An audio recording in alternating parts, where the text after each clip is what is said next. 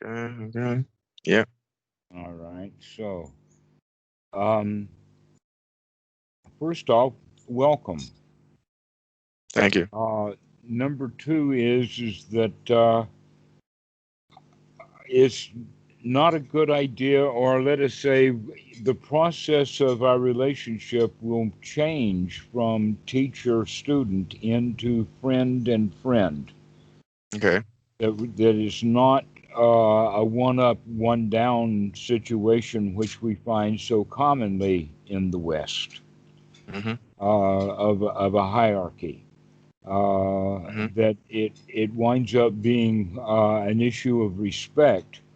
But Achan Po, for instance, I have hold him in high regard as a Mm-hmm. friend. Okay. But at All one right. time, he was also a marvelous teacher. Yes. Okay. Okay. Okay. So um, that's the kind of relationship that we have will be as a friendly relationship, and that one of the things that is kind of important with this that I can start off with and then fill in the blanks and the holes and the details later Mm-hmm. is there was a sutta when Ananda went to the Buddha and asked him a question. And the Mm-hmm. name of this sutta, by the way, is Half. Okay. HALF, Half Sutta. That's the name of it. Okay. Mm-hmm. And that Ananda asked the question, I hear that friendship is half the Dhamma. Half Mm-hmm. the teachings of the Buddha is friendship. Yeah. And Okay. the Buddha's answer to that was, oh no, it's the whole of it. It's the whole Okay. thing. That's all there is to it. Mm-hmm.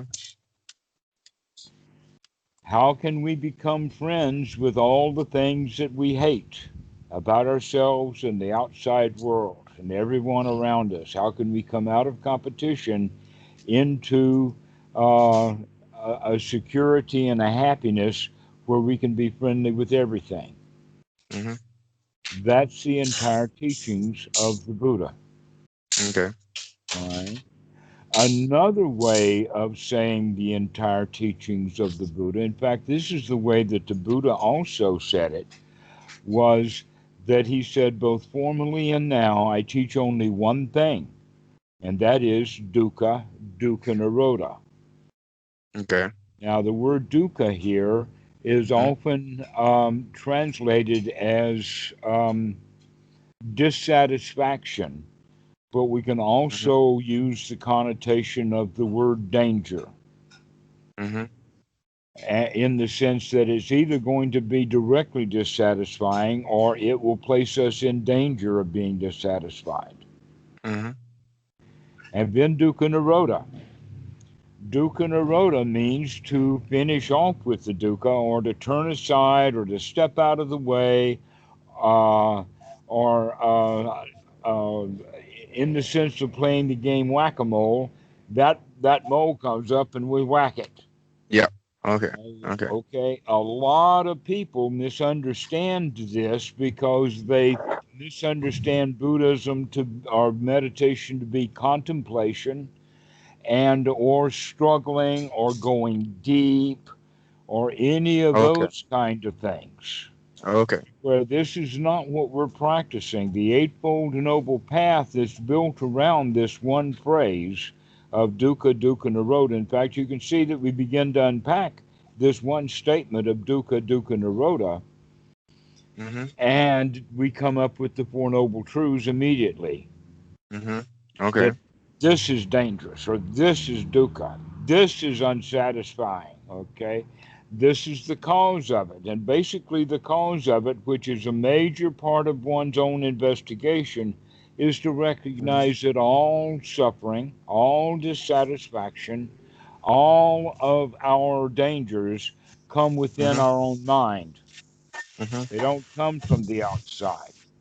Mm-hmm. Exactly. Okay. All right. And, Okay. I agree. I and agree. And yet, this is how our society is all fixed up. In Mm-hmm. all the various politics, all of them have to say is we can make the world a better place, Yeah. Precisely. right? Okay. That's what Mhm. everybody is out there trying to do is make the world a better place. Mhm. Sort of making the world as a better place can be seen something like trying to get a truck or a horse cart out of the ditch or out of a Yeah. gully. Yeah. And everybody knows that we got to get the horse cart out of the gully. And everybody wants to help. Mhm. But there's not enough room on that horse cart for everybody to push on. So all they can wind up doing is getting a hand. So now you have thousands of hands all over that horse cart. Everybody's pushing to get that horse cart out of the ditch. What happens to Yeah. the horse cart? Mm. It gets crushed Oh. All right. Yes. Exactly. because Okay. everybody's pushing really hard in whatever direction they think it ought to be pushed. Yeah. Okay. All right? That's the world. Precisely. Okay. Only when you get your own mind straightened out, you can figure out that, wait a minute, look at all those hands already on that cart. Mhm. Maybe I shouldn't go and add my hand too. Maybe I should take a Precisely. hike. I can walk away from this mess. Mhm. Exactly. Mhm. All right. So that in respect then is dukkha, dukkha nirodha. We see the dukkha and we kind of walk away from it. We can see the danger and we plan our escape. Mhm. This is also a way of saying the entire teachings of the Buddha is that we already see the gratification, but now we're going to see the dukkha. We're going to see the danger in this. We're going to see how the danger arises and how it is painful, and we're Mhm. going to get out of it Mhm. to walk away. That Mhm. walking away is, in fact, now the third noble truth of what is it like in this moment to be free, free from dissatisfaction, that this moment is satisfying. This moment is a good moment, a nice moment. Mhm. But one of the qualities that you'll find over and over again that's been drilled into you since childhood is the concept of time, Yes. Precisely. almost as if time is valuable. Mhm. Time is money, Mhm. okay? And the time passes by. Mhm. Within that context, once we start off in the wrong direction of failure, we're going just to continue in time in that direction. Mhm. There's a major change to be made, and that major change then is to recognize that this present moment, above all other things, is not dangerous. Mhm. So, where the past and the future are dangerous. Mhm. And so, when we recognize that this present moment is not dangerous, then we can really understand dukkha, dukkha nirodha. Because most people think of dukkha as been around a long time and that Mhm. dukkha nirodha will come someday. Mhm. And so they practice meditation this way. Dukkha, dukkha, dukkha. I'm looking at dukkha. I'm going deep into the dukkha. I'm getting insight from the dukkha. Wow, do I really understand this dukkha? Dukkha, dukkha, dukkha, more dukkha. And now I'm Mhm. an expert at meditation. I can really see the dukkha, right? Oh Mhm. no, because they haven't seen the Exactly. release. They haven't seen it yet. No, is in fact you could go so far as to say as soon as one sees the dissatisfaction, as soon as one sees the dukkha, just as soon as we see the danger, that's the time to pop right out of it. Yeah. Hmm. And how would you do that? Well, if you actually are impacted to see that that's dangerous, it would be something like somebody Mhm. hands you a hot rock or a hot potato, and as soon as you recognize that it's hot, what do? Release it. Right, you let Mhm. go. Mhm. You don't cling to it anymore. Mhm. This is what clinging is all about. Is clinging is because we cling to things that are hot. They're dangerous, Mhm. and we don't see that danger. Once we see the danger in it, then we can release it easily. Mm-hmm. This is what the Four Noble Truths is really all about. The easier it is for you to recognize danger as danger, to see dissatisfaction as dissatisfaction, that's an easy way then for you to say, I don't want nothing to do with that. That's great. Okay. Okay. Okay. And then what you can do? You can relax. Mm-hmm. Great. I'm not Okay. in danger anymore. I relax. Okay. That Mm-hmm. in fact, this kind of relaxation that I'm talking about has Pali backing. Idiopata, and Mm-hmm. we'll go into what idiopata means at another time, but I'll give you the actual definitions in the Pali Dictionary now.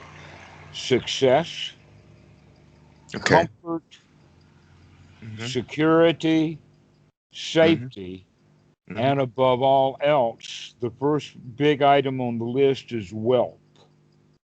Okay, so Yes. this is the way that we look at it is that when we can throw unsatisfying things out of the mind and become satisfied, then Mm-hmm.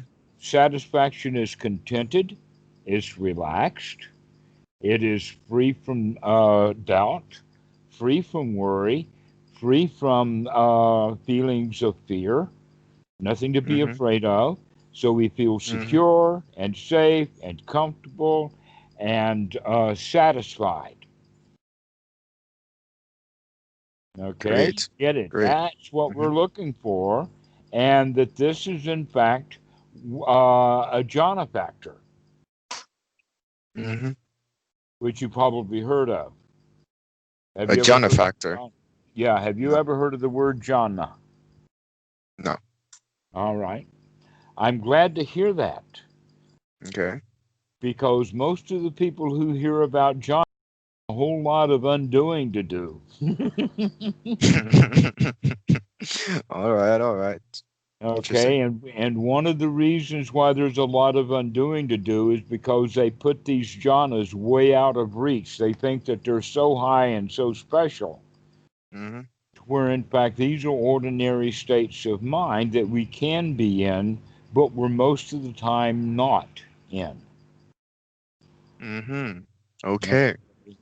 An Okay. example of first jhana, that let us say an example of something that's very, very close to first jhana is when you're able to read an article that you really like, you're really interested in, and you get out of it every word, sentence by sentence, word by word, paragraph by paragraph, Mm-hmm. and they call that kind of book then that you can't put it down. Mm-hmm. You become absorbed in it. Mm-hmm. Okay?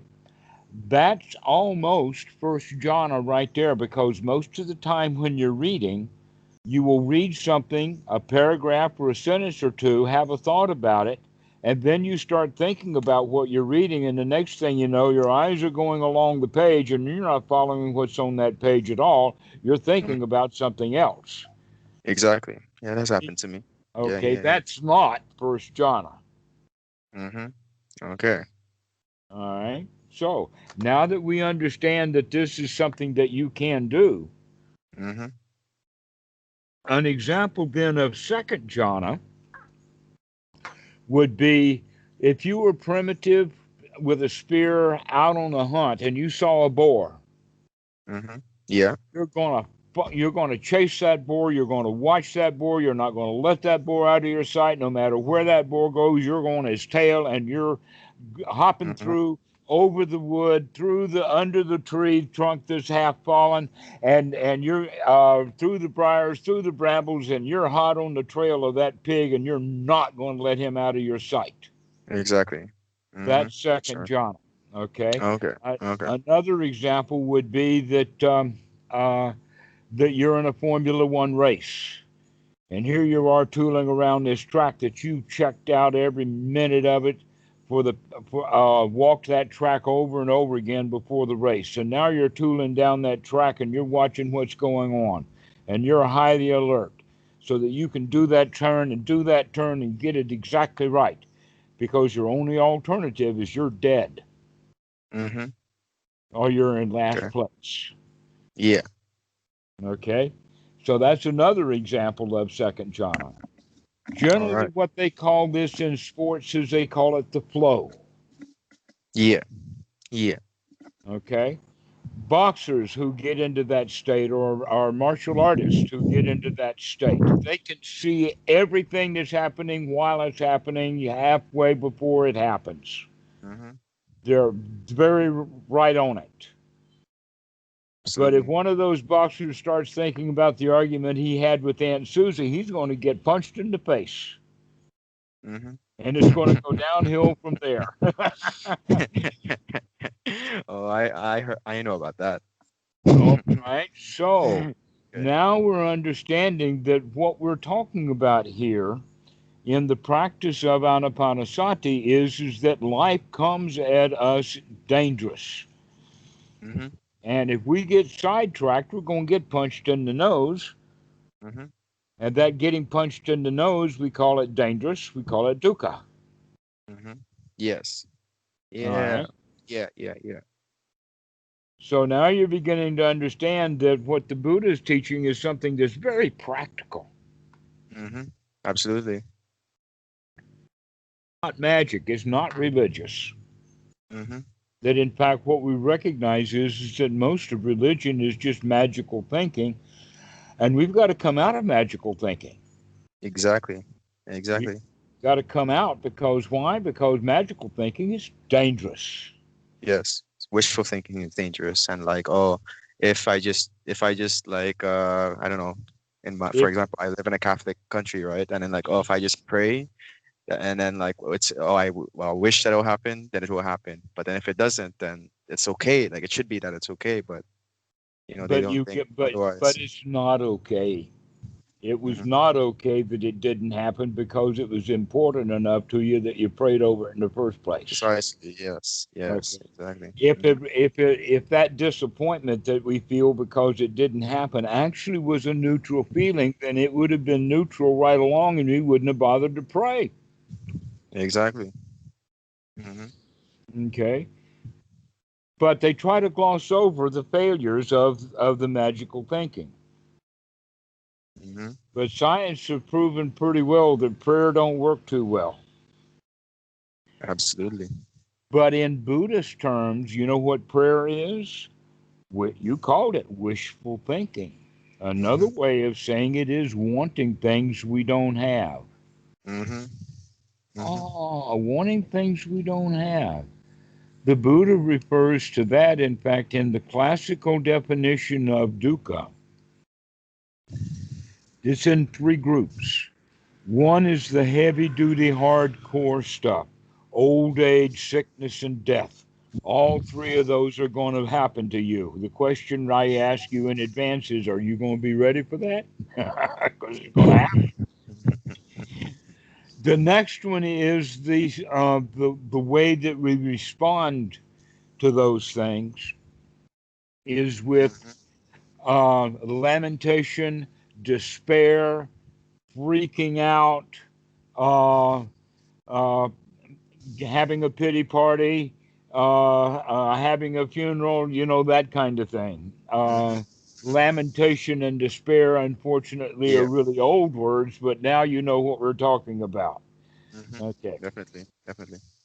But then the third kind of dukkha, are actually on three on the list, is actually where this stuff is coming from. And Hmm. that is wanting things we don't have and putting up with things we don't want to put up with, the things that are difficult to endure. Exactly. All Hmm. right. And number three on that list is also that we do not know the proper way to escape from it. Yes. Absolutely. That's ignorance. Okay. So, in the second noble truth, greed, ill will, and ignorance. That's it. Wanting things we don't have, having to Hmm. put up with things we don't want to put up with, and ignorance about how to get out of that trap, Hmm. so that we are not in a state of wanting things we don't have. Generally, what happens is that it's because of the nature of the mind, we get into habits. We pile on. We do it over and over and over again the same way. So if someone is in the habit of wanting, already in the Mm-hmm. habit of wanting, then the habit of wanting goes look for an object that he wants. And if he gets Yeah. that Yeah. object, then the wanting just continues on. And then it'll never be enough. Exactly. Never enough. Mm-hmm. Nothing is ever enough when we're in that mode of thinking. Mm-hmm. So much of what we need to practice in our of the Buddha Dhamma, and I'll Mm-hmm. also introduce at this time the word anapanasati. But the Okay. object of it is coming to a state of satisfaction in this moment and start to practice being okay right now, to be Mm-hmm. in a state that I don't want anything right now. And Precisely. and yet a lot of people when they practice meditation, why? You ask them why do they meditate? They want something.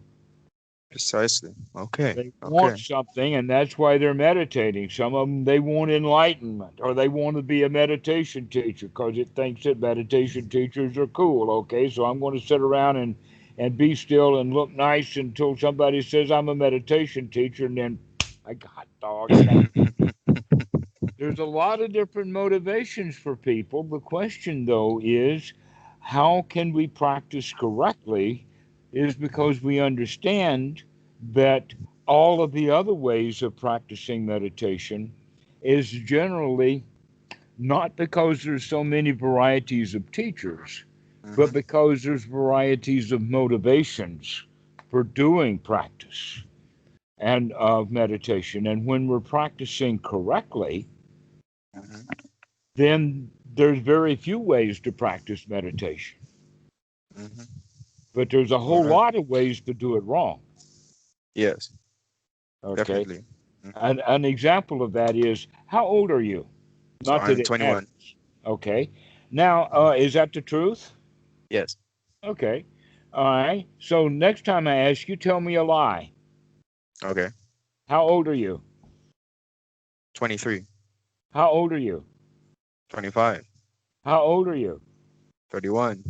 How old are you? 40. You see, there's no end to a lie. Yeah. Yeah. There's Mm-hmm. no end to it. Mm-hmm.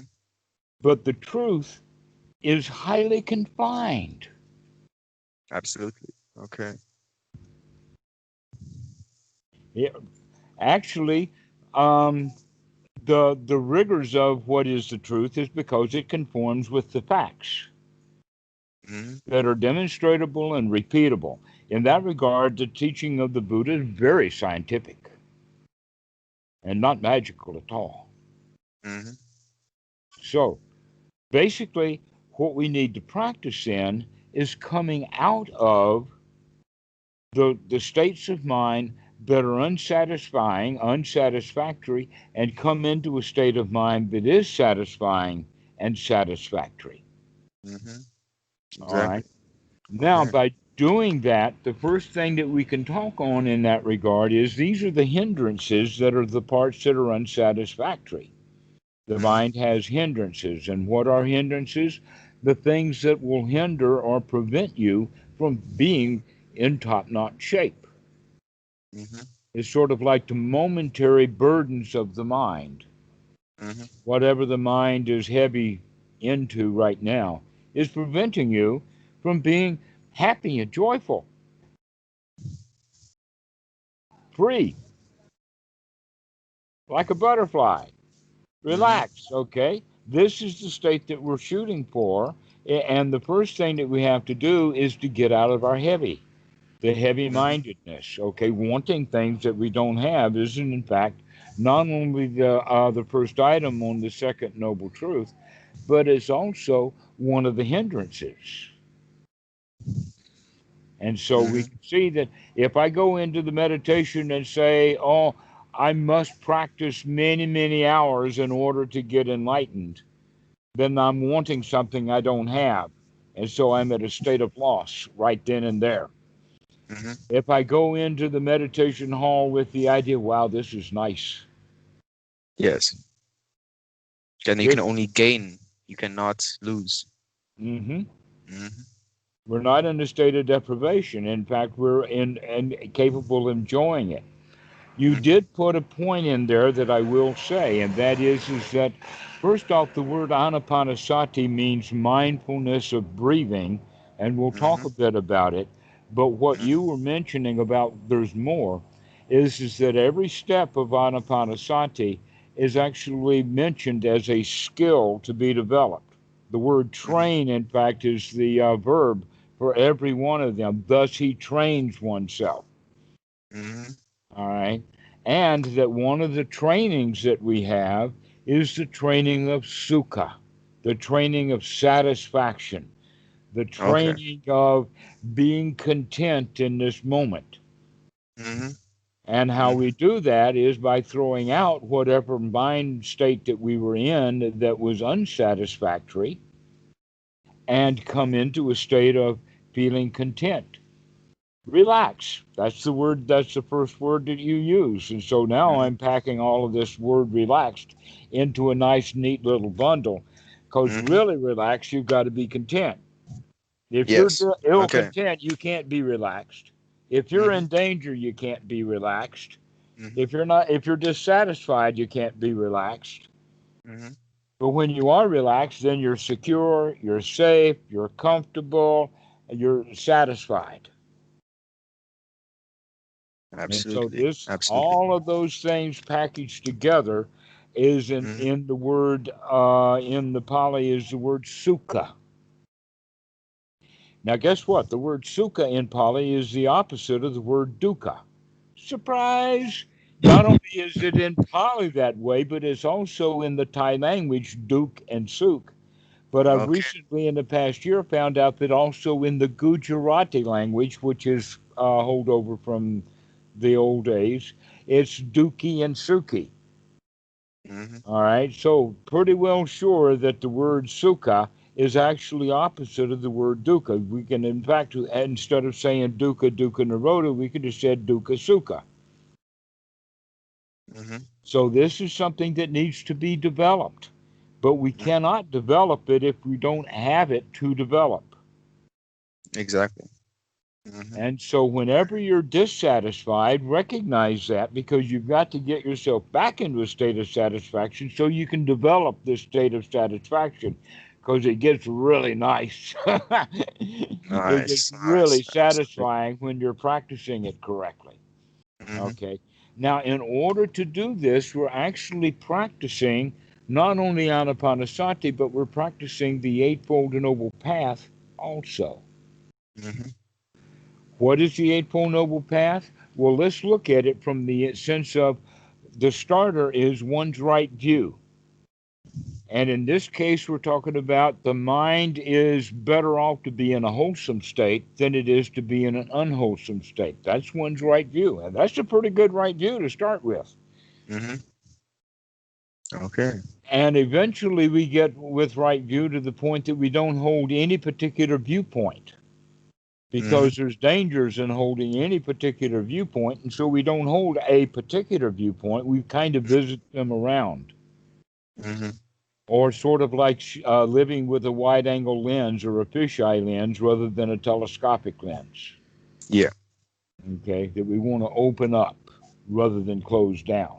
And a Mm-hmm. lot of people think that meditation has to do with closing down. They use the word concentration. Yeah.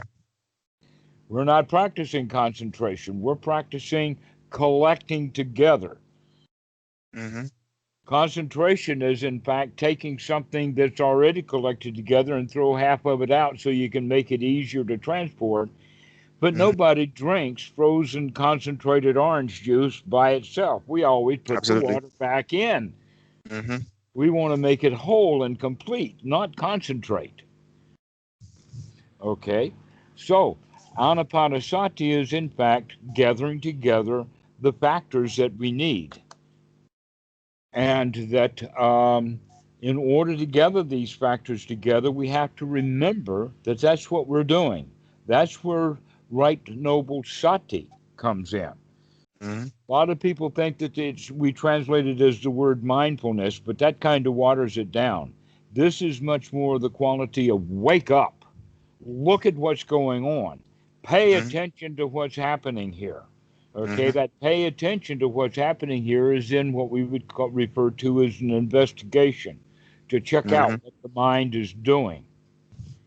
Now, in the teachings of the Buddha, one of the things that happened to him while he was under the Bo tree, that famous 6 week episode, he put all of this stuff together, including Paticca Samuppada and the rest of the teachings. But there was a key that helped him to bring all of this stuff together that I'm going to tell you now. You probably heard the expression, and that is, aha, I see you, Mara. Okay, what does that mean? It means that we're taking a look, we've investigated the mind, and we found something there that is unwholesome. Ta, there you are, dukkha, Mhm. right? Mhm. And so Yes. that's unwholesome thought. We're going to throw that out. It's a hindrance because it hinders us from feeling really good. Yes. So it's like holding a hot potato or a hot rock. When you Mhm. recognize that that thing is hot, you drop it. Sometimes you drop it with force. You flick it off. You turn loose of it. You let Mhm. it go Mhm. almost forcefully. Okay. Mhm. So that's what we're doing with that aha, I see you, Myra, is that we're intentionally throwing that out. Mhm. And then we can feel relief. Ah, I'm glad I don't have to think about that fight I had with Aunt Susie. Mhm. Okay, I don't have to think about the world anymore. Not right now. Right now, I can be happy and comfortable and sabai. Mhm. That's a Thai word. Yeah, then that's what we're talking about. The word in Thai is sabai, but also sukkah is Mhm. in the Thai language also. Mhm. Okay, so sabai means relaxed, comfortable, easy. So this is what we're looking for: is to get the mind into a relaxed, comfortable, easy state, Mhm. and then the mind will spin up again and come out right back out of it. So, in order for us to keep doing this, takes some effort. That's Mhm. another aspect of the Eightfold Noble Path, is Mhm. one's right effort. We have to keep taking the effort to keep coming back and coming back and coming back over and over every time that we catch the mind wandering away. Well, in the beginning, we're going to use the breathing as the first kind of anchor. We're going to continue using the breath, but here, the breath is not going to be a gentle, easy, or ordinary way of breathing. We're actually going to breathe a long, deep in breath. Take a really good one.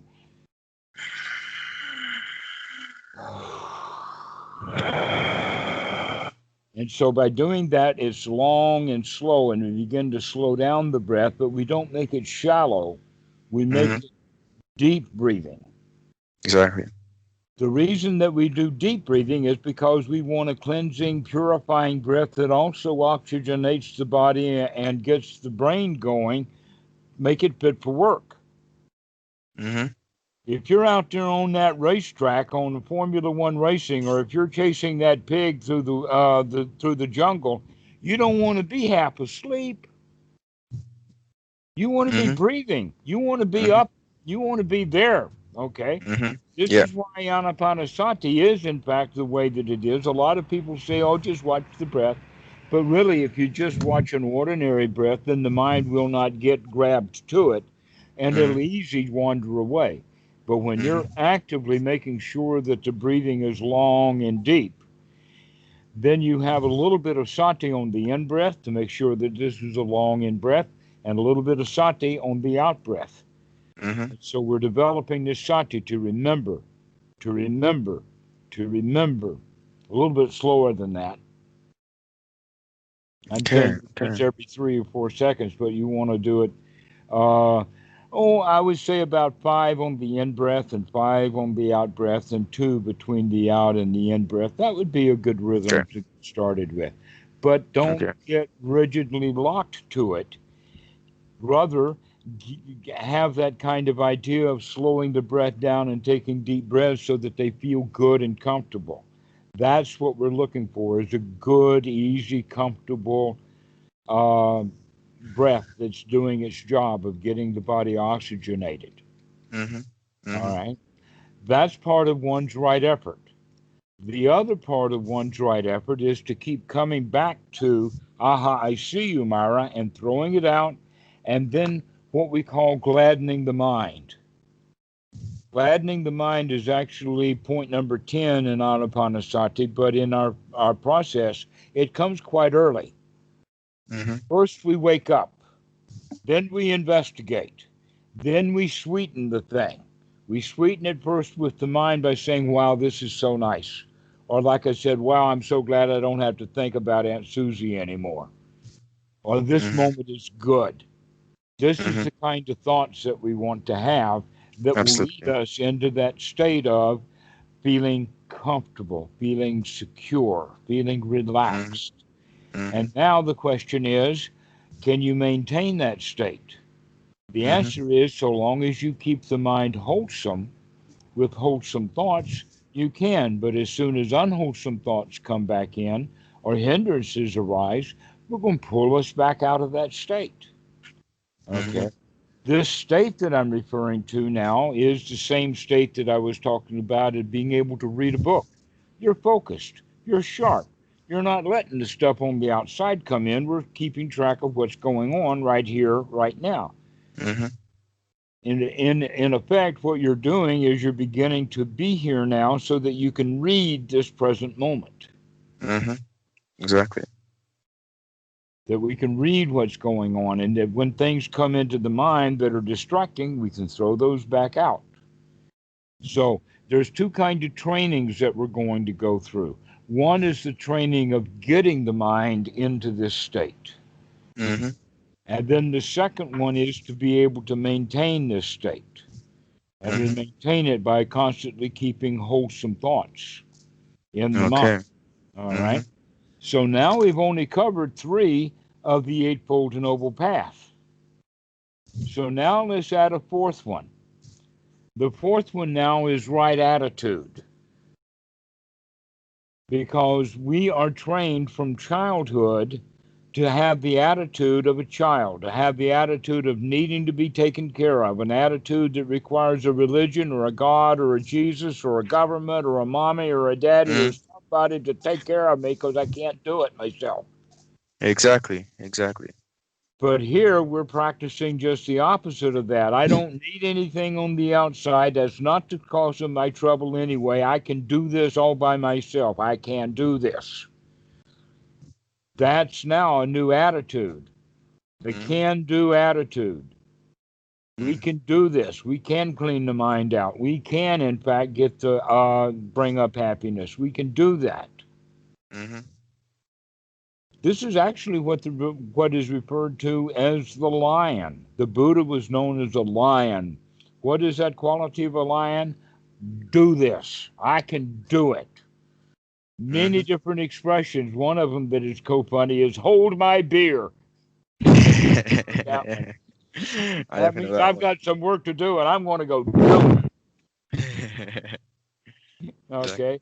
So in that regard, this is what we need then is that next item on the list is right attitude. Mm-hmm. So we have right view. Let's get the mind in a wholesome state. Mm-hmm. Right sati. Let's wake up and look at what's going on, which is also um, wake up and look at what's going on. Take the right and be able to see what is wholesome and what is not wholesome. Mm-hmm. And then, once we see what is wholesome or what we're doing is not wholesome, to take the effort to change what's in the mind. To take a deep breath and say, oh, I'm glad I don't have to think about that anymore. I don't have to think about going to town. I don't have to think about going to the bank. Right Mm-hmm. now, I can just sit and enjoy my moment. Mm-hmm. And so we get to the point of no place to go and nothing to do, and the spring comes and the grass grows by itself. This is Mm-hmm. what that quality of satisfaction. If you're completely satisfied, then you don't want anything. If you don't want anything, then there's nothing to do to get it. Mm-hmm. So you can relax, completely relax. The more often you get yourself into that state, the better you'll like it. All right. Fantastic. Okay. Okay. All right. Do you have any questions about what we've been talking about? How many times do you meditate in like in a day, for example? Um, Let us say this way. First off, for the average person, the mind gets tired, that we have what's called an attention span.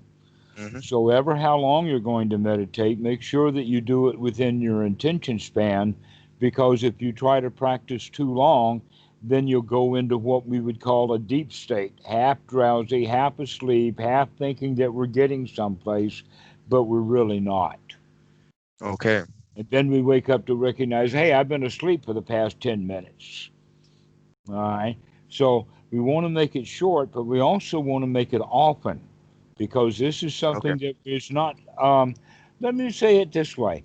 If the student came to say, I meditate an hour every day, I'm very good at 60 minutes. I got an alarm, it goes off, and that's it. Okay. And the answer to that is, an hour a day. That means that for 1 hour a day, your mind is free from hindrances, and 23 hours a day, it's still all messed up. Is that right? Mm-hmm. Okay.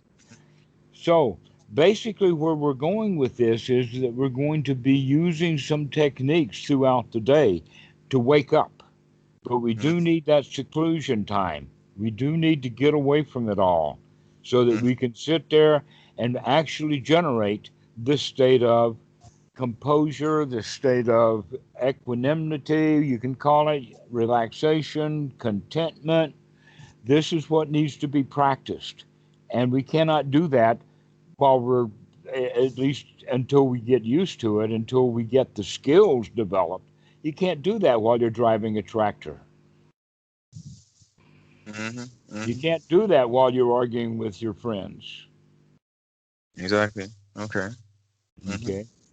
What we need to do then is, with this state of satisfaction, we're beginning to make friends with the very parts of us that we don't like so much. Mm-hmm. Okay. So instead of hating a situation and then hating that we hate the situation, the better thing to do is say, okay, I hate the situation, but that's okay. At least I'm happy Okay. with the fact that I hate what's going on over there, but then it's really not my business. And so that Mm-hmm. begins means that we can actually change the way that we're feeling, because in the beginning, that I hate that situation and I hate that I hate it, that's two layers of hate, two layers of bad feelings. But if Mm-hmm. I hate the situation and then say, yeah, but it's okay, I feel all right with it, now at least we're beginning to change the way we feel. Now we're not Mm-hmm. double duty hating, now we're only kind of halfway doing it. Mm-hmm. Okay. Okay. Okay? So it's all right for you to be who you are. Another way of talking about it is that most people are very critical of themselves, and it's Mm-hmm. time to be nurturing, to let everything be, Mm-hmm. to Okay. let that you're okay, nothing to worry about. Easy does it. These are the Mm-hmm. kind of words. Okay, you're okay. You're all Mm-hmm. right. Mm-hmm. I would also wonder because most people don't meditate, but then like because it's like let's say you're okay with treating the situation. Like let's say there's a situation that you don't like, but then you try to, but then you are okay with it. But then let's say you have friends that are like let's say my brother has depression, for example, and like he likes to basically go on and he likes to rant about how much he hates it. How can I not let that affect me? Or like what can I think to myself to like not The make the that answer to be that has susceptible. to do with your own set of skills and your own Mm-hmm. skill level. Okay. When your skills are very, very high, what that means is that your joy is very high. Mm-hmm. And for him, you're going to need a whole lot of joy. You're going to have to outweigh him. Mm-hmm. Okay. Mm-hmm. You've heard of the expression of what happens when an irresistible force meets an unmovable object. No, I haven't heard this. Okay, well, what happens to an irresistible force when it hits an unmovable object? Nothing. Huh? Sounds like a great collision. Oh, yes. Oh, okay. All right. All right. Okay. That's not what we're going to do with him, but in case that you would think of it like that, you actually have to have more joy than he has grump. Mm-hmm. Do you have more joy than he has grump? Yes. Are you sure? Yes. Then go try it out. Okay. Okay. Okay? Do you have that much joy? Can you laugh at his grumpy? Mm-hmm. Can you I say it think so. like Yeah. this? Oh, there you go again. You did all of that yesterday. I've heard all of this before. All right. All right. Okay. So you can Nice. begin to tease him, play with him. Mm-hmm. Mm-hmm. Grump, grump, grump. Is that all you do? Why don't we go play football? Okay. I like it. I That like in it. fact, Thank you. that's possibly the best thing for him is to get going, get moving. You're going to do what we're talking about through intentionally doing anapanasati. For him, you can trick him. You can call it Mm-hmm. activity or exercise, but the whole point is to get him breathing. Yes. Okay. All right. All right. All right. I like that. All right. Mm-hmm. So you say you've got enough joy. Let's go. Mm-hmm. Nice. Oh, from the smile on my face, the look in my eyes. Of course, baby. I like it. I like it. Okay. Nice. Mm-hmm. All right, Lawrence. Well, this has been a good session. I really enjoyed having you. Hey, thank you Uh, very much too. I enjoyed it as well. I learned a lot. all right. When are you going to call again? Wait, what day is it today? So it's Tuesday. Maybe Friday. It can be any Okay. day, right? Yeah. Maybe Friday or maybe Sunday. Every day's a holiday. Every day's Exactly. a every day's a holy day. Mm-hmm. The whole day, all day long. Every day has a whole day to it. Every day is holy. It's Mm-hmm. a holiday. Absolutely. Nice. Nice. Nice. I Every like day that. is to be enjoyed. Every day is a holiday. Mm-hmm. So, Definitely. so go on holiday.